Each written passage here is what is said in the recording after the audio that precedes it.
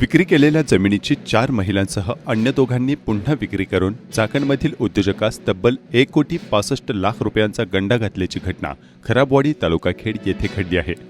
या प्रकरणी चाकणमधील उद्योजक भरत एकनाथ कानपिळे वयवर्ष 61 राहणार चाकण तालुका खेड यांनी चाकण पोलीस ठाण्यात तक्रार दिली आहे। यावरून मयत भिका नाना लोंढे यांच्यातर्फे वारस असलेल्या मावळ तालुक्यातील महिला, चिखली आणि कुरुळी येथील 2 महिला अशा एकूण 4 महिलांसह राहुल हनुमंत शेलार आणि दीपक रामचंद्र मोकाशी वयवर्ष 50 राहणार तळेगाव दाभाडे तालुका मावळ या सर्वांवर फसवणुकीचा गुन्हा दाखल करण्यात आला आहे। खराबवाडी तालुका खेड गावातील जमीन गट क्रमांक 357 मधील अंतर्गत प्लॉट क्रमांक 52 मधील एकूण क्षेत्र 1 हेक्टर 60 आर ही मिळकत सन 2005 मध्ये श्रद्धा कन्स्ट्रक्शनच्या मीरा शिवाजीराव जाधव राहणार कोथरूड यांना विकलेली असताना जाणीवपूर्वक फसवणूक करण्याच्या उद्देशाने ती मिळकत पुन्हा एकदा कानपिळे यांना 2,24,00,000 रुपयांना विक्री केली।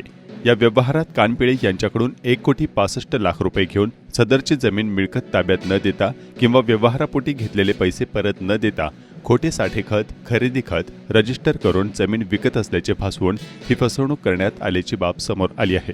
या प्रकरणी चाकण पोलीस ठाण्यात 4 महिलांसह अन्य दोघांवर गुन्हा दाखल करण्यात आला आहे। यातील दीपक मोकाशी वयवर्ष 50 हा जमीन व्यवहारातील एजंट असल्याची बाब समोर आली आहे। याबाबतचा अधिक तपास पोलीस करत आहेत।